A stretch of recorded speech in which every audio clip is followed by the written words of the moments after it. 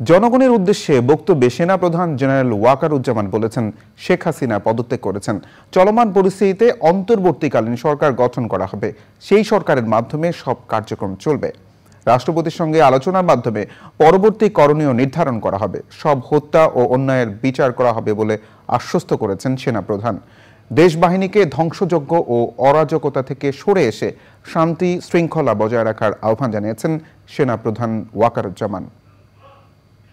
আমি সমস্ত রাজনৈতিক দলের নেতৃবৃন্দকে এখানে আমন্ত্রণ করেছিলাম। ওনারা এখানে এসেছেন। আমরা একটা সুন্দর আলোচনা করেছি। সেখানে আমরা সিদ্ধান্ত নিয়েছি যে একটা ইন্টারিম গভর্নমেন্ট আমরা ফর্ম করব এবং ইন্টারিম গভর্নমেন্টের মাধ্যমে এদেশের সমস্ত কার্যকলাপ চলবে। আমরা এখন মহামান্য রাষ্ট্রপতির কাছে যাব যে এই ইন্টারিম গভর্নমেন্ট ফর্মের ব্যাপারে ওনার সাথে আলাপ আলোচনা করে আমরা একটা ইন্টারিম গভর্নমেন্ট ফর্ম করে দেশ পরিচালনা করব। আমি আপনাদের কথা দিচ্ছি, সমস্ত হত্যা সমস্ত অন্যায়ের বিচার আমরা করব। আপনারা সেনাবাহিনীর প্রতি আস্থা রাখেন, সশস্ত্র বাহিনীর প্রতি আস্থা রাখেন।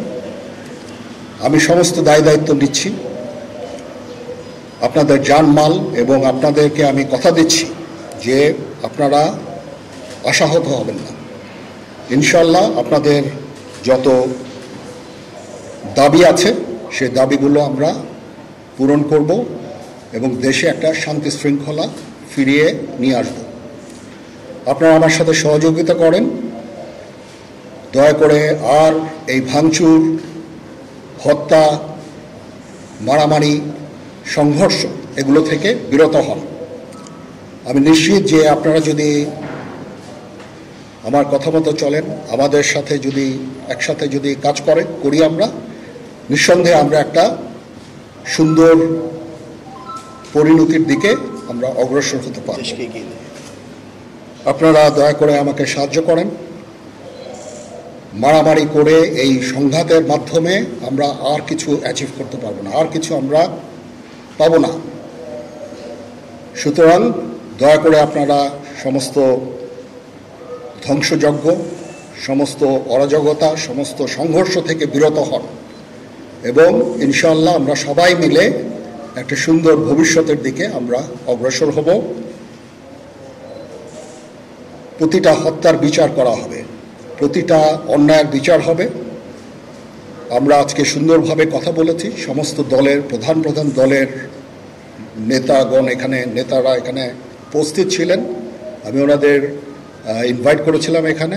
ওনারা ভেরি নাইস অফ দেম যে ওনারা এসেছেন অ্যান্ড আমরা একটা সুন্দর আলোচনা করেছি এবং এই আলোচনাটা ফলপ্রসূ হবে বলে আমি মনে করছি এবং আমরা একটা সুন্দর একটা ইন্টারিম গভর্নমেন্ট ফর্ম করে আমরা দেশ পরিচালনা করব। মাননীয় প্রধানমন্ত্রী পদত্যাগ করেছেন এবং এখন একটা ইন্টারিম গভর্নমেন্ট ফর্ম করে আমরা আমাদের কার্যক্রম পরিচালনা করব।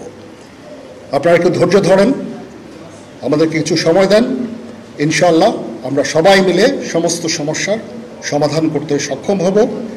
আপনারা আর এই সংঘাতের পথে যাবেন না এবং শান্তি শৃঙ্খলার পথে ফেরত চলে আসেন। আমাদের দেশের অনেক ক্ষতি হচ্ছে, অর্থ সম্পদের ক্ষতি হচ্ছে, জানের লোকজন মারা যাচ্ছে। তো এগুলো থেকে আপনারা বিরত হন এবং আমাদের সাহায্য করেন। আমি সমস্ত দায়িত্ব নিচ্ছি, আপনারা আমাকে সাহায্য করেন।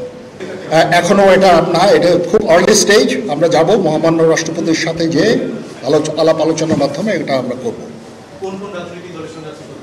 আজকে এখানে জামাতের আমির ছিলেন, আমাদের বিএনপির শীর্ষস্থানীয় নেতৃবৃন্দ এখানে ছিলেন, জাতীয় পার্টির নেতৃস্থানীয় নেতৃবৃন্দ এখানে ছিলেন এবং সুশীল সমাজ এবং এখানে ডক্টর আসিফ নজরুল উনি নিজেও ছিলেন এখানে এবং উনি আমার সামনেই উনি সমস্ত ছাত্রদেরকে একটা সুন্দর বার্তাও দিয়েছেন এবং আমি আশা করি যে ছাত্ররা সেই বার্তা শুনে ওনার কথা ওনাকে সবাই শ্রদ্ধা করে, ছাত্ররা শ্রদ্ধা করে, ওনার এই বার্তা শুনে তারা এই পরিস্থিতি নিয়ন্ত্রণে নিয়ে চলে আসবে এবং আমরা একটা সুন্দর একটা পরিস্থিতির দিকে আমরা এগিয়ে যাব ইনশাআল্লাহ। এখানে আওয়ামী লীগের কেউ ছিল না, আওয়ামী লীগের কেউ ছিল না আজকেই, বিকজ আমাদের এই সময় নাই। এটা একটা বিশেষ একটা পরিস্থিতি। আমরা আজকেই যে এই পরিস্থিতি, এটা একটা আমরা একটা নিয়ন্ত্রণ নিয়ে আসবো।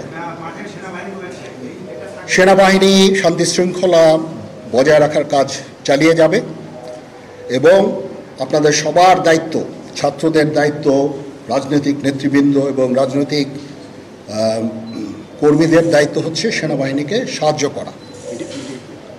এবং আপনারা মিডিয়ার মাধ্যমে আমাদেরকে এই যে একটু আমাদের সাহায্য করেন, সুতরাং আমরা তাহলে এই পরিস্থিতি নিয়ন্ত্রণ সহজেই নিয়ে আসতে পারব। যদি জিনিসটা শান্ত হয়ে যায় তাহলে আর কারফিউর কোনো প্রয়োজন নাই, কোনো জরুরি অবস্থার প্রয়োজন নাই, কোনো কারফিউর প্রয়োজন নাই, কোনো গোলাগুলির প্রয়োজন নাই। আমি আদেশ দিয়ে দিয়েছি সেনাবাহিনী কোনো গোলাগুলি করবে না, পুলিশ কোনো গোলাগুলি করবে না। আমি আশা করছি যে আমার এই বক্তব্যের পরে পরিস্থিতি উন্নতি হবে, আমরা একটা সুন্দর পরিবেশের দিকে যাচ্ছি। আমরা এটা না, আমি আজকে রাতের মধ্যে একটা আমরা সলিউশনে যাওয়ার চেষ্টা করবো, বাট আমাদের হয়তো 2-1 দিন সময় দিতে হবে।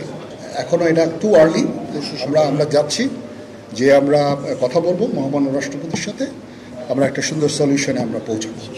পরিস্থিতি ছিল খুব কম, সময় খুব কম ছিল। আমি যাদেরকে পেয়েছি অনেককেই আমি বলেছি, সবাই হতেন, বাট প্রধান রাজনৈতিক দলের সমস্ত নেতৃস্থানীয় নেতৃবৃন্দরা এখানে ছিলেন, তাদের সাথে আমি কথা বলেছি এবং ওনারা সবাই আমাদের এই প্রস্তাবে, এই যে আমরা যে আলোচনা করছি, সবাই এটাতে রাজি হয়েছেন।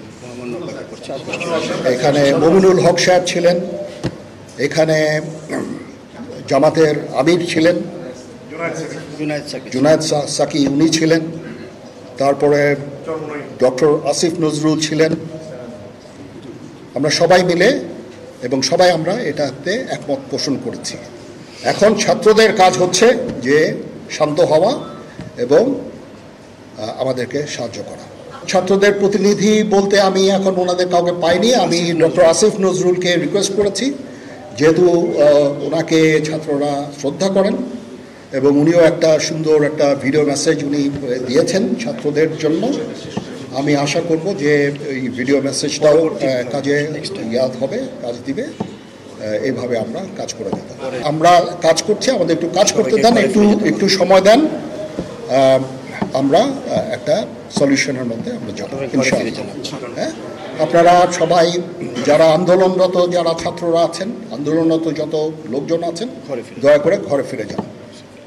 সবাই ভালো থাকেন, আল্লাহ আমাদের মঙ্গল করুক। আল্লাহ হাফেজ।